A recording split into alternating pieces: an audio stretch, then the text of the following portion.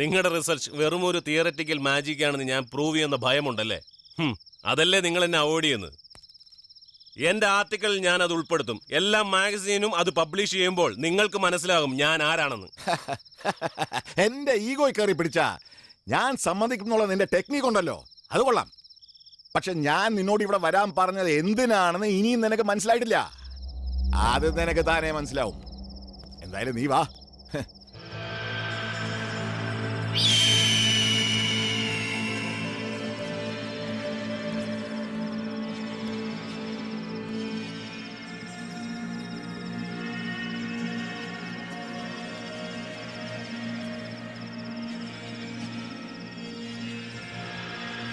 നിനക്ക് ഈ ബംഗ്ലാവിനെ കുറിച്ച് വല്ലതും അറിയാമോ?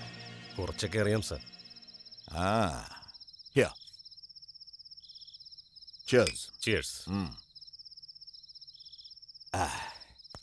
എനിക്ക് മുമ്പ് നിന്നെ പോലെ 7 ബാച്ചിലേഴ്സ് ഇവിടെ താമസിച്ചിട്ടുണ്ട്.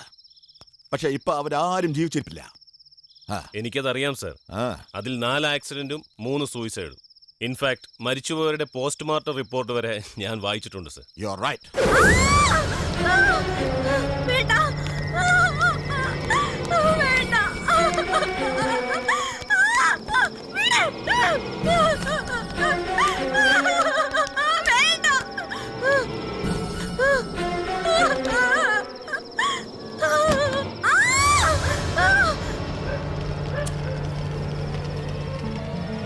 പക്ഷേ അതൊരു സൂയിസൈഡാണോ കൊലപാതകമാണോ എന്ന് ഇതുവരെ കണ്ടെത്താൻ സാധിച്ചിട്ടില്ല.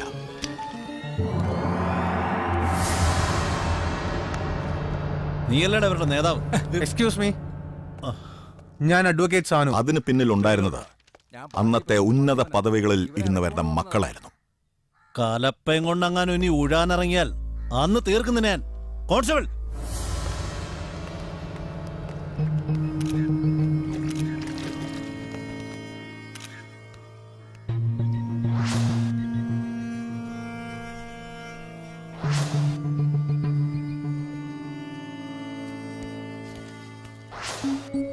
ഈ മരണങ്ങളിൽ എല്ലാം ബെനിഫിറ്റ് ചെയ്തത് നീ വിശ്വസിക്കാത്തതും ഞാൻ പറഞ്ഞതുമായ ആ ശക്തിയാണ്.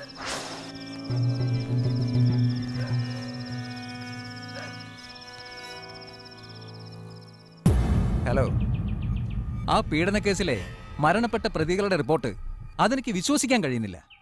10-20 വർഷത്തെ എന്റെ എക്സ്പീരിയൻസ് വെച്ച് നോക്കുമ്പോൾ വിശ്വസിക്കാൻ പറ്റാത്ത പലതും എനിക്ക് വിശ്വസിക്കേണ്ടി വരുന്നു. മരണപ്പെട്ടവരിൽ പലരും ഉന്നതങ്ങളിൽ സ്വാധീനമുള്ളവരാ. അപ്പൊ പിന്നെ വിശ്വസിച്ചല്ലേ പറ്റൂ. ഇതൊന്നും വിശ്വസിക്കാത്ത അന്നത്തെ നിയമപാലകർ അതിനുവേണ്ടി ഒരുപാട് ശ്രമിച്ച് പരാജയപ്പെട്ടതാണ്. ഇത്രയും അറിഞ്ഞ നിനക്ക് അമാനുഷികതയെക്കുറിച്ചൊന്നും തോന്നുന്നില്ലേ? ഞാനിതിൽ യാതൊരു വിധത്തിലുള്ള അമാനുഷികതയും കാണുന്നില്ല sir. Death is quite natural. മരിച്ചുപോയവരിൽ 4 പേരും ഒരൊറ്റ ആക്സിഡന്റിൽ മരിച്ചവരാണ്. ബാക്കി 3 പേർ സൂയിസൈഡും. അതും വെവ്വേറെ കാരണങ്ങൾ കൊണ്ട് ചെയ്തതാണ്. സാർ റിപ്പോർട്ട് കണ്ടിട്ടില്ലേ? എന്തിനേയും സയന്റിഫിക് ആയി കാണുന്ന നിനക്ക് അങ്ങനെ കാണുന്നതിനുള്ള സോളിഡ് പ്രൂഫ് വേണം അല്ലേ? എനർജി എന്നത് ഒരിക്കലും നശിക്കില്ലെന്നും അത് മറ്റൊന്നായി മാറുന്ന പ്രകൃതി നിയമത്തെക്കുറിച്ച് നിനക്കറിയില്ലേ? അറിയാം സാർ. അത് തന്നെയാണ് മനുഷ്യാത്മാവ്. അതൊരിക്കലും നശിക്കില്ല. അത് തന്നെയാണ് ഈ പ്രേതവും പിശാചുമെല്ലാം. ഒരുപക്ഷെ അതിനെ ദൈവം എന്ന് പോലും വിളിക്കുന്നവരെ ചിലരുണ്ട്.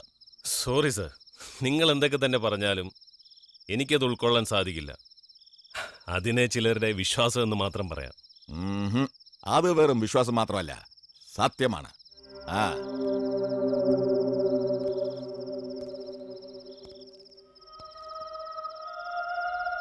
ഓ, അങ്ങനെയാണെങ്കിൽ ഇവിടെ പ്രേതമുണ്ടെന്നാണ് സാർ പറഞ്ഞു വരുന്നതല്ലേ? തീർച്ചയായിട്ടും. 1 അല്ല 2. ഓ, അതിന് സാറിന്റെ തെളിവുകൾ വല്ലതുണ്ടോ? നിനക്ക് തെളിവ് വേണം അല്ലേ? ഞാൻ കാണിച്ചു തരാം.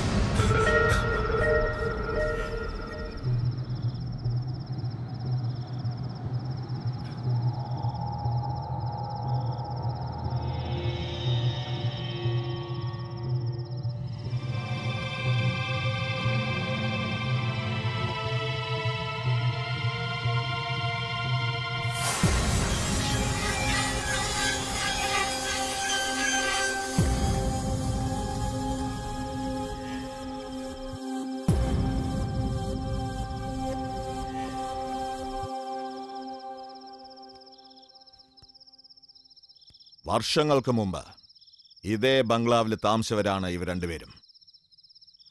സുന്ദരിയായവളും മീര, മറ്റേത് ജെനി. രണ്ടുപേരും ബെസ്റ്റ് ഫ്രണ്ട്സ് ആയിരുന്നു. എന്നും എപ്പോഴും ലവേഴ്സിനെ പോലെ അവർ ചുറ്റിക്കറങ്ങുമായിരുന്നു. ബോയ്സിനെ അവർ മൈൻഡ് ചെയ്തിരുന്നില്ല. ഇവരുടെ രണ്ടുപേരുടെയും അറ്റാച്ച്മെന്റ് കണ്ട് തെറ്റാണെന്ന് പറഞ്ഞവർ പലരും ഉണ്ട്. പക്ഷെ അവരതിനൊന്നും ചെവി കൊടുത്തില്ല. ആർത്തിരമ്പി പെയ്യാൻ മൂടിക്കെട്ടി നിറഞ്ഞു നിൽക്കും കാർമേഘം കണക്കേ നിൻ മാറിടവും. നിർത്തടേ, ഞാനിങ്ങോട്ട് വന്നാലുണ്ടല്ലോ. എന്നോടക്കുഴൽ സ്പർശം കേൾക്കാൻ വെമ്പൽ കൊള്ളുന്ന നിന്റെ നിന്റെ ഡീ, നിന്നെ ഞാൻ ഇങ്ങോട്ട് ജെന്നി, ഇല്ല ഇല്ല തരാൻ ഞാൻ തരില്ല. നിന്നോടാ പറഞ്ഞേ. തന്നെ ഇങ്ങോട്ട് താടി.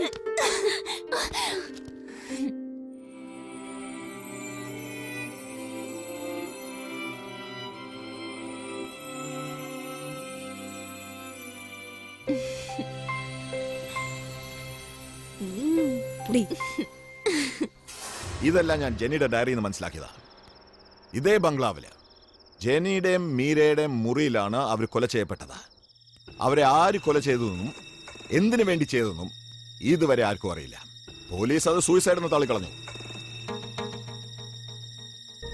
അതിനുശേഷം വർഷങ്ങളായി ബംഗ്ലാവ് പൂട്ടിക്കളഞ്ഞു. പിന്നെ 7 ബാച്ചിലേഴ്സ് ഇവിടെ താമസിച്ചിരുന്നു. അവരുടെ ഗതി നിനക്ക് അറിയാമെന്നല്ലേ?